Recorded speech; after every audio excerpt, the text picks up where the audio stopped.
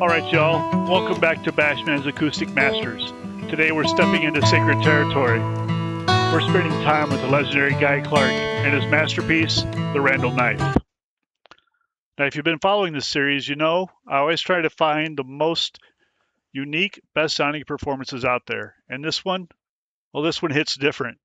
This is Guy Clark at the Songwriters Special Edition of Country's Family Reunion in Nashville in 2010. It's a circle of some of the greatest lyricists all sitting together, sharing stories behind the songs that shaped their lives.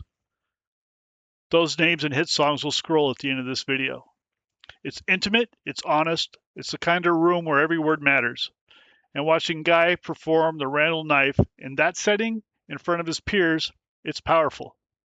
That's a father-son story carved straight out of real life, and Guy delivers it with the quiet truth he was known for.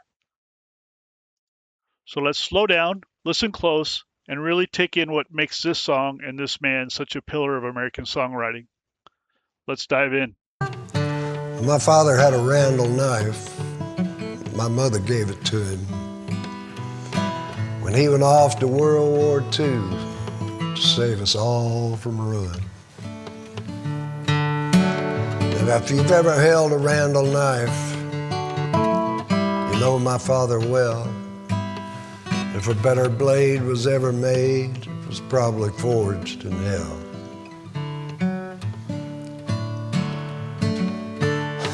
My father was a good man. He was a lawyer by his trade. And only once did I ever see him misuse the blade. Well, it almost cut his thumb off when he took it for a tool. Now, the knife was made for darker things, and you could not bend the rules.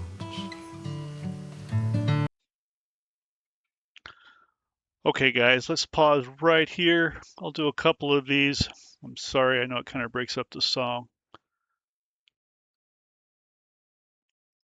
Here's a picture of the Randall Knife. His wife gave that to him before he left for World War II, his father. Guy wasn't just a songwriter, he was a craftsman. He would work a line for months, sometimes longer, making sure every single word earned its place. Nothing wasted and nothing thrown in just because it sounded good.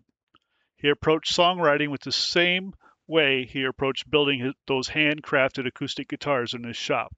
Slow, intentional, patient.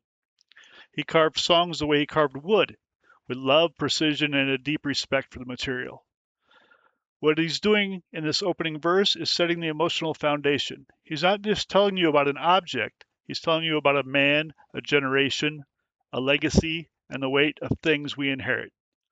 And he does it with that clean, simple language that somehow hits harder than anything fancy ever could.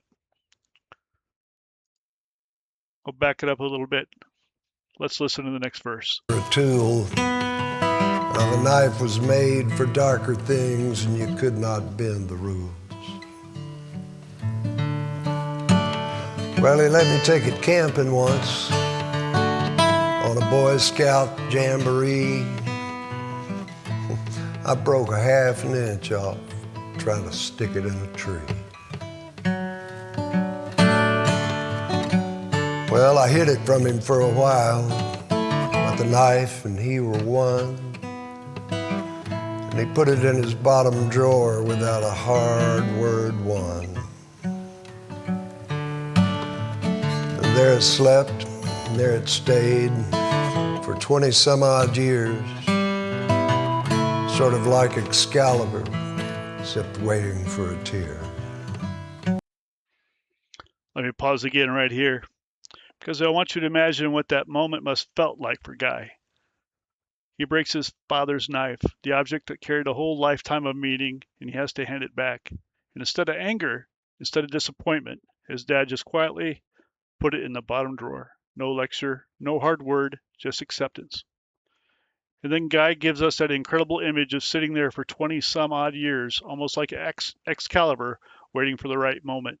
Not waiting for a hero, but waiting for a tear. Waiting for the day when the weight of memory finally catches up. Now let's listen to the powerful ending of the song. Back it up a little bit. Here we go. odd years, sort of like Excalibur, except waiting for a tear.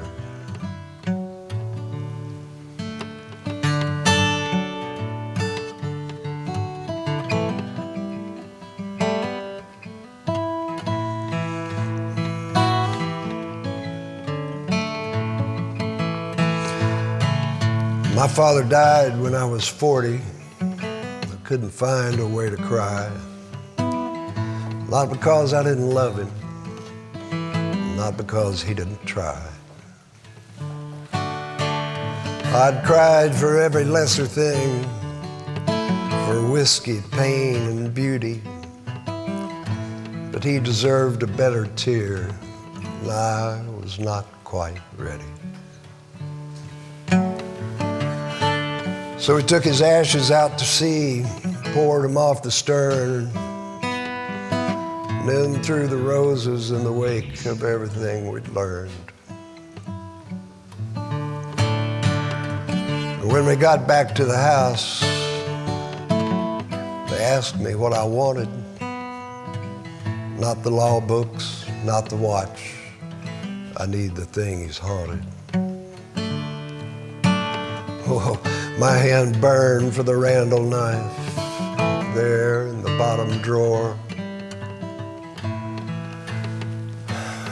And I found a tear for my father's life and all that it stood for.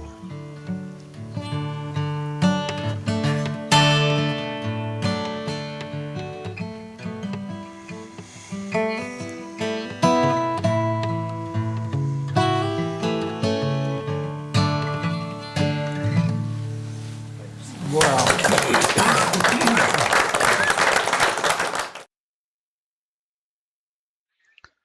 Man, every time I hear this song, it hits the same way.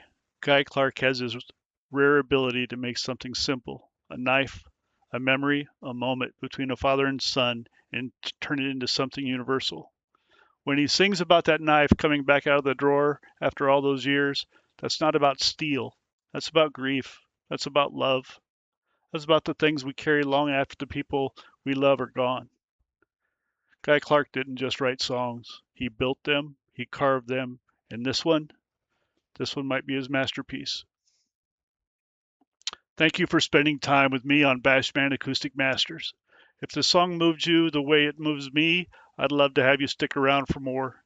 Please like the video, subscribe to the channel, and share your own memories or thoughts about Guy Clark down in the comments. I read every one of them.